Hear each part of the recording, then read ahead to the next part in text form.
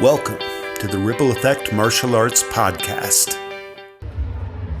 Hey Ripple Effect family, this is Master Macy.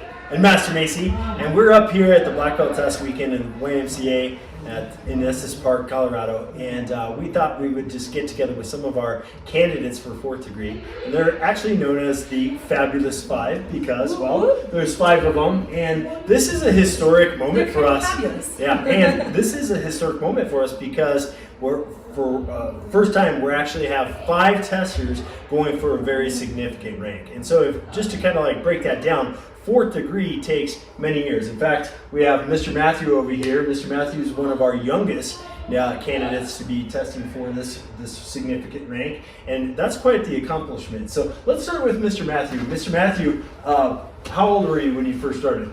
I did math. Six years old when I started in Fort Collins. 7 years old, I think. 2014. And they all were joking because we're actually at the Black Belt Test Weekend and we're getting very little sleep and we're working and so math is a little bit hard for us right now, but it's okay. Now, Mr. Matthew was noted very early on to be a supreme leader in the school because he always helped out. He was SWAT captain. He was out there early on doing the most amount of classes, and that's one of the reasons why he was eligible. Normally, it takes a couple more years to be able to be eligible to test for a significant rank like this, but because of his dedication and how much he's lived in the karate school, quite literally, lived in the karate school for these years, that's put him in position. So Mr. Matthew over here, and then next up we have Mr. Olmstead. And Mr. Olmstead, I want you to actually tell us a little bit about you and your background and where you started in martial arts. So I started in martial arts in like 1995, so it's been a little while. I just kind of was always interested in martial arts. I had a friend invite me to take a class, and it took me about 8 years to get a black belt, so I was on the slow track, but it was a really meaningful thing for my life, and took a break when I went away to college and was literally just walking past Ripple Effect, and one of the awesome program directors just saw me walking by and like grabbed me, pulled me in, got me signed up for a class, and it's just really cool to have martial arts experience and then come in to be able to get to be part of giving that experience to other people and getting to be part of kind of all the benefits that I've experienced and be able to give that back to other people and to pass that along, and that's really what's rewarding for me. Cool. Well, let's continue on down the ranks here. Is our third Fabulous Five, number 3 to 5. We have Miss Kelly Ogle, and Kelly, you started off in Broomfield in Westminster area also as a student, and then ventured out to actually become part of the school and actually owning and operating a martial arts school. So tell us a little bit about your background and what made you want to go from being a student into actually becoming an owner and actually becoming somebody who runs a school. I would say, for us as a family, it's been just a way of life. Like, we are a combined family. Mr. Ogle with his 2 daughters, me with my son. It was just a way, because having a combined or a blended family, there's a lot of challenges and things that go behind that. So it was just something that we could do as a family, even though our oldest didn't do it with us. She was still part of it, and she was kind of our mom on these black belt weekends, and she would take care of us. So it just honestly it's become a way of life. I think both of us were kind of searching for something different than corporate America. I've been in corporate America for a very long time, and we were just ready for a change. And I was a gymnast for 10 years as a kid. I did competitive gymnastics, competitive track. So, being an athlete is in my blood. And then I coached for many, many years. So it's almost like I'm kind of going back to those roots. And it's where I feel, this is the most comfortable I've felt at anything, so. Good. Well, Mr. Ogle, what can you add to that? As far as, again, from your history and where you came from, tell us a little bit about the journey and what maybe some of the highs. You can't just say dinner. To piggyback No, I started karate when I was a kid. I was probably like 7 or 8, somewhere around that. Did that for a few years with my sister, and then kind of shortly after high school, did a little bit of some jiu-jitsu training for a little bit. And then when this came up as an opportunity, they came to our school. I think it was mag school, right? If I remember correctly.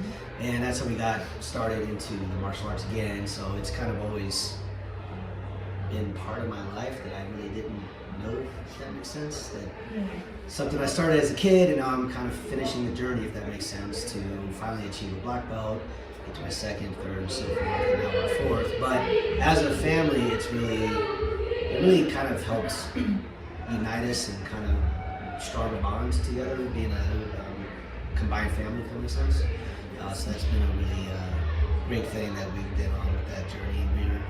We're continuing to our fourth. Our kids got to their third.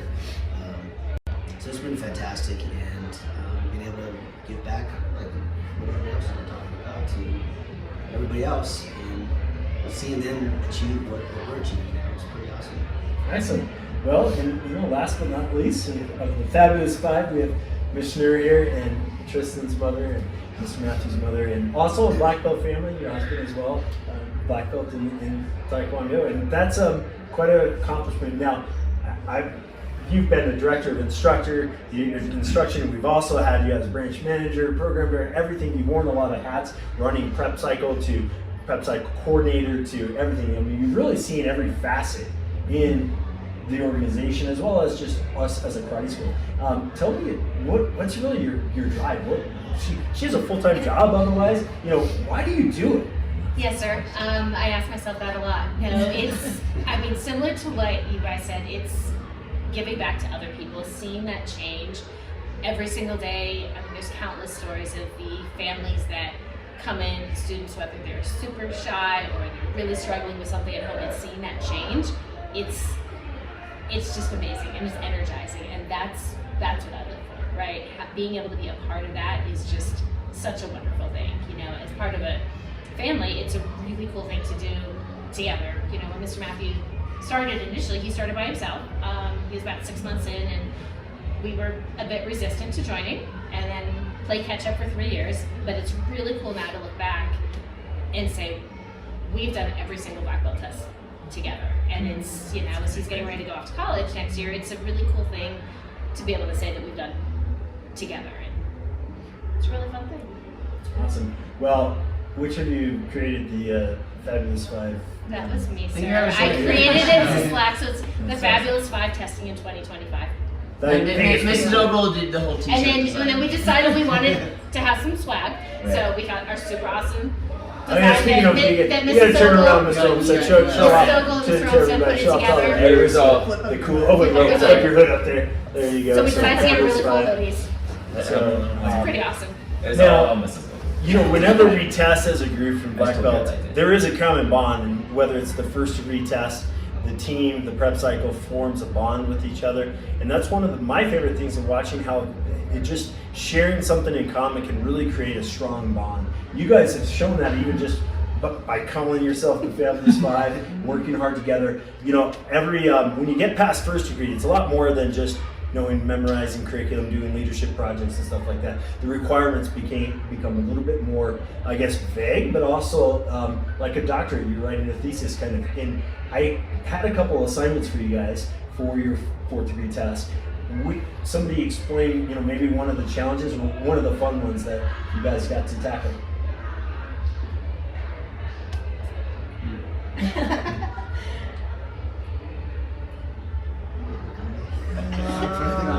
Mr. Olmstead, you have your super cool portfolio. Yours came out super awesome. So, Sorry. I was just gonna say that was just challenging on my part. I'm not a very big wordy person, so putting together all that information was actually pretty cool. It made me kind of step back and kind of reflect on that journey and where I've come from, what we've been through, and where we're at now, and what we're looking forward to in the future. So that was pretty challenging, I would say. I don't typically do that, so it was pretty awesome. Well, Mr. Holmes said you kind of share those same kind of sentiments about the stepping back and really just looking in the rearview mirror for a little bit and like assessing, because sometimes you get on your journey and you forget about all the big accomplishments that you've overcome and tackled, and it all kind of just blends together. But when you have to step back and dissect it and pull it all out, and you did a phenomenal job with your magazine, which we'll be able to share and stuff with this. But tell me a little bit about that journey. Yeah, well, it's fun. It's fun to be forced, because you don't do it without being forced to. It's fun to be forced to have to reflect, and not just ask yourself like, what have you been through, but why you've made those choices, and kind of re-up, like, do I still believe in what I'm doing? Is the reason I started this the reason I'm still doing this? And like, asking yourself kind of hard questions. I mean, really, inside what the answer is, because you love what you do, and you love training and getting to bond with other people and progress. I mean, for me, going towards my next belt is a lot of it is just being a great example of never stopping, because it's easy to, once you get ahead of your students in rank, to just say, okay, I'm done training, I don't need to do anymore. But to have that continual striving to push and show that they're never done, I think was a really impactful thing that came up when I was reflecting on this project, and kind of putting together those pieces that the portfolio pieces that show what I've accomplished in martial arts, and what I look to continue to do moving forward. Yeah, well, it certainly reflects in all the work, because not only as an amazing martial artist, you also part of the marketing team, all the creative stuff, the social media, this podcast, everything is at your hand, and that it speaks a lot, because you really have a different lens on being able to capture that. You live it, and then you are able to say, you know what, I want everybody to share what I have, and so it comes out beautifully. So thank you for all that you do. A couple more questions, I'll let you open it up too. But Mr. Matthew, I mean, you're going off to college. That's a big step, and we're all so proud of who you are and what you've been able to do in taking an extremely hard class load this year, and taking all these AP classes, finishing on top, but then also having the direction and the goals. You have so many character traits that we embody here at Ripple Effect, and seeing it mature into somebody like you is really awesome. What are you, if you were to say, of all the things that I've learned over the years in going in and prepping you to get to where you're at, what do you think some of the most valuable lessons are that you could share with people that they might be able to? It's actually really funny that you mentioned that, since when I was going through all the college application processes and going through writing all the essays and all of that, the consistent things that kept popping up were things from either the words of the belt or the student creed. They kept on popping up like over and over again without me even thinking about it. So it's really just embodied itself in me. I mean, one of the things I think has helped me out the most is things like this black belt test weekend, of persevering through difficulties, of, okay, I did my first black belt test weekend when I was around like 10 years old, somewhere around that, and it was probably the hardest thing that I'd ever done, and here I am on number 16 still doing it, and makes it so when it comes around to finals or college applications or anything else like that, not to say that isn't difficult, but I'm able to persevere through it and reach my goals. And okay, so you guys all, in everything that you do and everything that you are, all really embody servant leadership. And I think one of the coolest things about these weekends is what you see at each rank as the expectations. So in Tonksville, we have the meaning of the black belt is the end of one's life cycle and the beginning of the next. You guys all know this, you see this, and you see the first degrees when they come out to test, they're testing on their curriculum. And then by the time they get to third degree, they're facilitating the whole weekend. And there's so much leadership that they show. So what does it mean to you guys? What are some of the maybe expectations or requirements? What does it mean to be a fourth degree? So I think the fourth degree is really about highlighting everybody else. And, it's easy to recognize the person that's standing in front and leading. You don't necessarily know in kind of the larger picture who's actually helping support that behind. And I think when you get to those higher ranks, in my opinion, that you don't necessarily need that recognition anymore, because it's about you're helping them do it. And that's really rewarding, watching, the third degrees that are out there running that, help them get there, and that's super rewarding to know that we've been a huge part of that and part of that success. Yeah, we say a lot of times, you hear everybody say, the proof is in the pudding. And really, fourth degree and some of those higher ranks, that's really what it is. We get asked, well, what do they have to do? They got to, be able to kick here and break 55 boards and do this and that. And, there's some martial arts requirements in there for sure, but ultimately it really is about your influence, your effect on other people, and what you're doing and creating and giving back. And so all of those things are seen. It's very evident in these black belt test weekends, because I can look out there and I can see some of your students that you taught your first class to. I can see some of your students that you made an impact and change, that they were ready to quit or fail their black belt test and you turned them around. I can see some of the kids that look up to you and want to be like you, because they're aspiring young 10, 12-year-old, and they're looking at you leading out there and going, I want to be like that guy. And all of you have so many pinnacles of influence out there, and the proof is there. And that's ultimately the test. And sometimes you think internally, like, oh, am I kicking hard enough? Is my magazine good enough? Is this like all of these things that were requirements? Yes, but ultimately it is out there. It's those guys. That's your test. And how successful they are is a reflection of how amazing you guys are. So I can see already where this is going. You guys are doing an amazing job this weekend, and the proof is in the pudding. So thank you all for being amazing leaders. And I was going to say, one of them is actually facilitating my very first student, very first black belt. So that's pretty neat to see. Cool. It's incredible. Miss Towers, Miss Towers, be my very first student. I still have a picture of her in a white belt, just this mean look. And now she's out here facilitating and testing for a third. So it was pretty cool. Very cool. Very cool. It's one of the things that on our podcast, if you haven't listened with Justin Ortiz, go listen to it. I don't know what episode it is, so I guess you'll have to listen to all of them. But one of the things he said, he was getting ready for his 6th degree test, and we were asking him what he did to train and to prepare. And he kind of was like, I'm just ready, like all the time. And it's just who you are as a martial artist by the time you get to this point. And I think that is reflected in your guys' leadership. And it's so true. Everything that you guys were just talking about with this weekend and getting these guys ready into where they are and growing them, you guys do that every single day in the karate school and everywhere that you are helping other people grow and be the best that they can be in a way that not very many people are capable of doing. And it's really incredible to see this whole weekend, and what you guys have led here is really amazing. So good work, guys. Well, thanks for tuning in. We'll catch you next time on the Ripple Effect Martial Arts Podcast. Bye, everybody. Bye. Bye. Thank you for listening to the Ripple Effect Martial Arts Podcast.